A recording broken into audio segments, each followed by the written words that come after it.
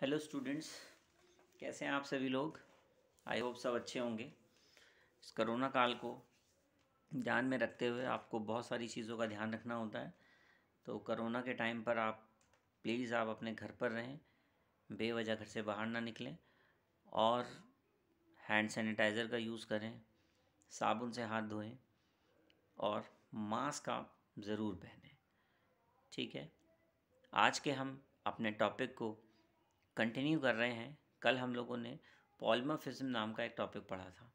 अब उस टॉपिक को हम थोड़ा सा और आगे बढ़ाते हैं और उसका थोड़ा सा एक अलग तरीका हम देखते हैं। एग्ज़ाम में आप इस तरीके से भी लिख सकते हैं या फिर आप उसका एक बहुत अच्छा सा स्ट्रक्चर जो आपके सामने आपकी स्क्रीन पर अभी दिखाई दे रहा है वो आप बना सकते हैं। आज हम बात करेंगे कि जो पॉलीमॉर्फिज्म है, कल मैंने आपको बताया था कि पॉलीमॉर्फिज्म होता क्या है। आज हम बात कर रहे हैं कि पॉलीमॉर्फिज्म हमने दो टाइप्स हमने उसके बताए थे, कंपाइल टाइम और रन टाइम। उसके बाद कंपाइल टाइम में मैंने आपको बताया था कि फंक्शन ओवरलोडिंग हमारे पास यहाँ थी। कल हमने इसका प्रोग्राम भी देखा और आज हम जो देखने वाले हैं वो है ऑपरेटर ओवरलोडिंग। इसमें हम लोग आगे बढ़ेंगे ऑपरेटर ओवरलोडिंग में। और आपको मैं बता दूं कि रन टाइम पॉलीमॉर्फिज्म में वर्चुअल फंक्शन का आप यहाँ पर इस्तेमाल करते हैं कि वर्चुअल फंक्शन क्या होता है, कैसे यूज़ किया जाता है वर्चुअल फंक्शन को, उसको यहाँ पर हम सीखेंगे। तो आज सबसे पहली बात करेंगे, थोड़ा सा मैं रिवाइज़ करा दूँ, फंक्शन ओवरलोडिंग क्या थी। देखिए, फंक्शन ओवरलोडिंग का मतलब ये हुआ करता था कि आप किसी भी एक फंक्शन का नाम पूरे प्रोग्राम में एक से ज़्यादा बार फंक्शन को यूज़ कर रहे हैं, मतलब डिफ़ाइन एक से ज़्यादा बार कर दिया। मान लीजिए शो नाम का फंक्शन था तो कंटिन्यू आपने शो नाम के फंक्शन को ही बना दिया, बट उसका जो सिग्नेचर था यानी कि उसके जो पैरामीटर थे वो अलग अलग थे। कभी विदाउट पैरामीटर यूज़ कर लिया, कभी विद पैरामीटर यूज़ कर लिया। विद पैरामीटर में कभी उसमें इंटीजर टाइप के वेरिएबल ले लिए, कभी उसके अंदर हमने फ्लॉट टाइप के ले लिए, कभी दोनों का मिक्सअप कर लिया।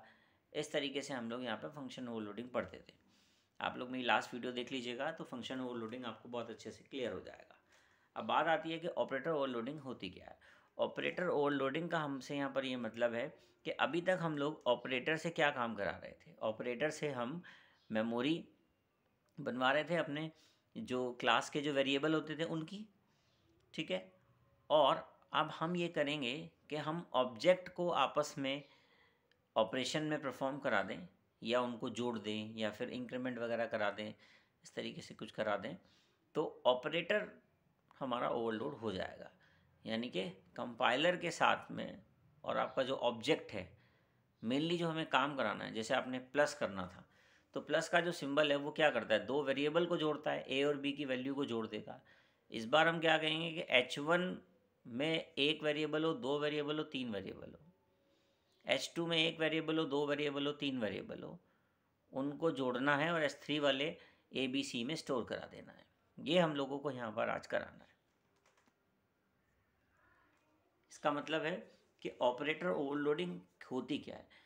एक दूसरी ऑपरेटर ओवरलोडिंग, ये जिस ऑपरेटर ओवरलोडिंग की अभी हमने बात करी, ये कौन सी ऑपरेटर ओवरलोडिंग थी, ये हमारी बाइनरी ऑपरेटर ओवरलोडिंग थी। एक होती है unary operator overloading. Unary operator में क्या होता है, दो तरीके के ऑपरेटर होते हैं। कौन से, प्लस और माइनस। और बाइनरी में कौन से होते हैं, प्लस माइनस डिवाइड मल्टीप्लाई, ये सब होते हैं। और यूनरी में कौन से होते हैं, प्लस और माइनस। ये क्या काम करते हैं, वैल्यू को चेंज करने का काम करते हैं। जैसे आपने कहा -1 है, ठीक है, उसके आगे माइनस वैल्यू लगा दी तो माइनस का क्या हो जाएगा, प्लस हो जाएगा। तो इस तरीके के हमारे यूनरी ऑपरेटर होते हैं। आइए वन बाय वन हम देखते हैं कि कौन सा हमारा ऑपरेटर है, कैसे काम करेगा। चलिए अब हम देखते हैं कि ऑपरेटर ओवरलोडिंग क्या होता है। ऑपरेटर ओवरलोडिंग की बात करें तो दो तरीके के, यूनरी ऑपरेटर और बाइनरी ऑपरेटर। सबसे पहले बात करते हैं यूनरी ऑपरेटर की। यूनरी जो ऑपरेटर होते हैं, सबसे पहले बात करते हैं यूनरी की। यूनरी क्या है, ऑपरेटर है एक। ये दो तरीके के ऑपरेटर होते हैं, एक प्लस होता है, एक माइनस होता है। सबसे इंपॉर्टेंट बात इनकी क्या है कि ये सिंगल ऑपरेंड पे काम करते हैं। ऑपरेंड क्या होते हैं, ऑपरेंड वो होते हैं जिस पर कोई भी ऑपरेशन परफॉर्म किया जाता है। जैसे कि आपने कहा -A, तो ए क्या है, ऑपरेंड है। आपने कहा +B, बी क्या है, ऑपरेंड है। इसका मतलब क्या है, जो ए की जो वैल्यू है उसको वो निगेटिव सिंबल से अफेक्ट करेगा और जो बी की वैल्यू है उसको वो पॉजिटिव सिंबल से अफेक्ट करेगा। जनरली हम लोग जो काम अभी ऑपरेंड्स का हम लोग करते हैं वो कैसे करते हैं? वो सिंपल वेरिएबल में करते हैं। पर अगर हम यही काम ऑब्जेक्ट्स के ऊपर करने लगे, यानी कि हम ऑब्जेक्ट की हेल्प से ऑपरेटर्स जो हमारे ऑपरेंड हैं उनकी जो वैल्यू है उसको अगर हम इफ़ेक्ट कर दें तो वो हमारा ऑपरेटर ओवरलोडिंग कहलाएगा। सपोज़ करिए आपके पास में एक क्लास है ABC, और ABC नाम का आपने एक ऑब्जेक्ट बना लिया H1, और उस क्लास के अंदर हमारे पास A और B नाम के दो वेरिएबल हैं। आपके पास में दो वेरिएबल हो गए A और B। A के अंदर वैल्यू हो गई -10 और B के अंदर वैल्यू हो गई 20 मान लीजिए। तो A में कितना है? -10 वैल्यू है, और B में कितना है? 20, वो भी पॉजिटिव वैल्यू है। अगर मैं लिख दूँ -H1, जो मेरा ऑब्जेक्ट था मैंने उस पर लिख दिया -H1, तो जैसे ही मैंने उस पर -H1 लिखा तो इफ़ेक्ट कहाँ पड़ेगा? जो -10 था A में वो कैसा हो जाएगा? पॉजिटिव, क्योंकि माइनस वैल्यू माइनस को इफ़ेक्ट करके पॉजिटिव बना देती है। और जो आपकी B वाली वैल्यू है, B वाली वैल्यू के अंदर यहाँ पर क्या रखा हुआ था? B वाली वैल्यू के अंदर रखा हुआ था आपका +20, यानी कि 20 रखा हुआ था प्लस का। और जो वो -H1 हमने लिखा है उससे वो इफ़ेक्ट करके क्या बन जाएगा? उससे इफ़ेक्ट करके बन जाएगा -20, तो -20 बन जाएगा वहाँ पे इफ़ेक्ट हो करके। देन उसके बाद आप देखेंगे कि हमने ऑपरेशन किस पर लगाया था? हमने ऑपरेशन लगाया था ऑब्जेक्ट पर, और ऑब्जेक्ट पर ऑपरेशन लगाने से हमारे ऑब्जेक्ट के जो वेरिएबल, जो उस ऑब्जेक्ट से जो वेरिएबल जुड़े हुए थे जिनको ऑब्जेक्ट ने मेमोरी एलोकेट करवाई थी, उनको क्या हुआ? उन पर इफ़ेक्ट पड़ा। हमने दोबारा ऑपरेशन चलाया +H1, अभी माइनस किया था, अभी प्लस कर दे रहे हैं। प्लस करने से पहले जब आपने माइनस किया था तो वैल्यू हो गई थी कितना? A में 10 और B में -20। तो अभी प्लस से क्या होगा? प्लस से तो कोई इफेक्ट पड़ने वाला नहीं है, तो उससे क्या करेंगे? उससे सिंपल जब आप +H1 करेंगे तो प्लस की वैल्यू का कोई इफेक्ट, मतलब प्लस का कोई इफेक्ट नहीं पड़ता है। तो जब प्लस का कोई इफेक्ट ही नहीं पड़ता तो सिंपल वैल्यू रहेंगी। A की वैल्यू कितना हो जाएगी? 10, और B की वैल्यू कितना हो जाएगी? -20 हमारी यहाँ पर हो जाएगी। ठीक है, इस तरीके से हम लोग यूनरी ऑपरेटर को वो लोड करेंगे आगे। अब बात करते हैं बाइनरी ऑपरेटर्स की। देखिए, जो बाइनरी ऑपरेटर्स हमारे पास यहाँ हैं वो होते हैं प्लस, माइनस, डिवाइड, मल्टीप्लाई। ठीक है, ये क्या काम करते हैं? टू ऑपरेंड पे काम करते हैं। ऑपरेंड जैसा कि मैंने आपको बताया, हम उन वेरिएबल्स वैल्यू या फिर ऑब्जेक्ट को कहते हैं कि जिन पर ये क्या करता है? ऑपरेशन परफॉर्म कराने का काम करता है। जैसा कि आप एग्जाम्पल में देख रहे हैं, मैंने लिखा हुआ है A + B, B - A, और उसके बाद मैंने लिखा हुआ है H3 = H1 + H2। ये सबसे इम्पॉर्टेंट है, एग्ज़ाम के अंदर बहुत बार ये पूछा जाता है। इसमें करते क्या है? देखिए, ये जो प्लस है, प्लस का जो सिंबल है, इसमें मैंने एक जगह लिखा है A + B। तो A और B क्या हैं? ऑपरेंड हैं, बट ये सिंपल ऑपरेंड हैं।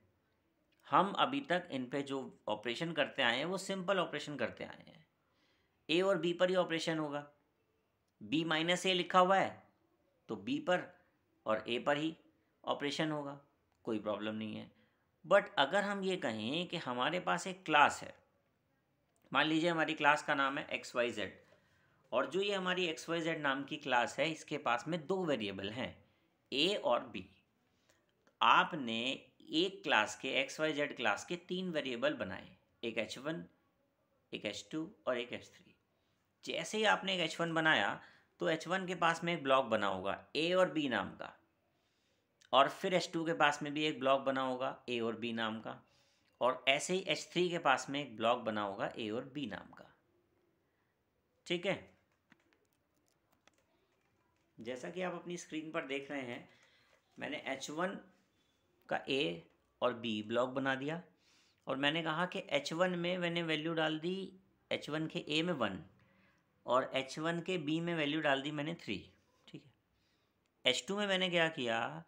H2 के A1 में मैंने कितना वैल्यू डाल दिया? 4, और H2 के B में मैंने वैल्यू कितना डाल दिया? 3। अब हमें क्या करना है कि H1 के A की वैल्यू और H2 के A की वैल्यू को ऐड करके H3 के A वाले पोर्शन में हमें डाल देनी है। और सेम यही काम B के लिए करना है। क्या कि H1 के B वाली वैल्यू H2 के B वाली वैल्यू से जोड़कर H3 के B वाले पोर्शन में डाल देनी है। अब हमें जनरली जो काम करना होता था तो हमें शायद ऐसे लिखना पड़ता कि भैया H1 dot A plus H2 dot A और बराबर के लिए लिखना पड़ता H3 डॉट ए, फिर ऐसी B के लिए लिखना पड़ता। पर अगर ये प्रोसेस हम ना लिखें, मतलब ये तरीका हम ना अपनाएं लिखने का, और हम डायरेक्ट क्या कर दें, हम ऐसा लिख देते हैं कि H3 बराबर है H1 प्लस H2 के, तो इससे क्या होगा कि H1 का A वाला पार्ट A से ऐड होगा, B वाला पार्ट B से ऐड होगा, और वो कहाँ जाएगा, H2 से ऐड होगा, और वो कहाँ जाएगा, H3 के पास पहुँच जाएगा, और ऐड होकर के H3 के A में पहुँचेगा, A वाला पार्ट ऐड होकर के, और H3 के B में कौन सा पार्ट पहुँचेगा, जो B वाला ऐड होकर के जाएगा। यानी कि H1 के A में वैल्यू थी 1 और H2 के A में वैल्यू थी 4, तो वो H3 के A1 में वैल्यू क्या पहुँचेगी, 5, और H1 के B में वैल्यू थी 3 और H2 के B में भी वैल्यू थी 3, तो दोनों वैल्यू ऐड होकर के 6 हो जाएंगी और वो पहुँचेंगी H3 के B वाले पोर्शन में। तो H3 के B वाले पोर्शन में क्या आ गया, 6 आ गया। बट हमने सिर्फ ऑब्जेक्ट को आपस में ऐड किया है और प्लस ऑपरेटर को हमने यहाँ पर ओवरलोड करने की कोशिश की है। हमने यहाँ पे क्या किया, H1 प्लस H2 यानी कि प्लस यानी कि बाइनरी, तो यानी कि हमने यहाँ पे एक बाइनरी ऑपरेटर को यहाँ पर ओवरलोड किया है। और किसकी हेल्प से, ऑब्जेक्ट की हेल्प से। अगर ऑब्जेक्ट की हेल्प से हम इस तरीके से ऑपरेशन परफॉर्म कराते हैं तो इसका मतलब है कि हम लोग ऑपरेटर ओवरलोडिंग के कॉन्सेप्ट पर काम कर रहे हैं, यानी कि हमने ऑपरेटर ओवरलोडिंग के कॉन्सेप्ट को अचीव कर लिया है। अगर आप यहाँ पर माइनस का सिंबल यूज़ करेंगे तो माइनस का ऑपरेशन परफॉर्म होगा, मल्टीप्लाई करेंगे मल्टीप्लाई का हो जाएगा। आप जैसे जो ऑपरेशन सिंबल यहाँ पर आप यूज़ करेंगे, जो ऑपरेटर यहाँ पर आप यूज़ करेंगे, उसी के बेसिस पर आपका ऑपरेशन काम करेगा। ठीक है, तो आप इसको अच्छे से याद रखेंगे, एग्ज़ाम में पूछा जाता है। फर्दर हम इसके आपको प्रोग्राम कराएंगे। ठीक है, आज के लिए हम लोग इतना ही रखेंगे। Thank you.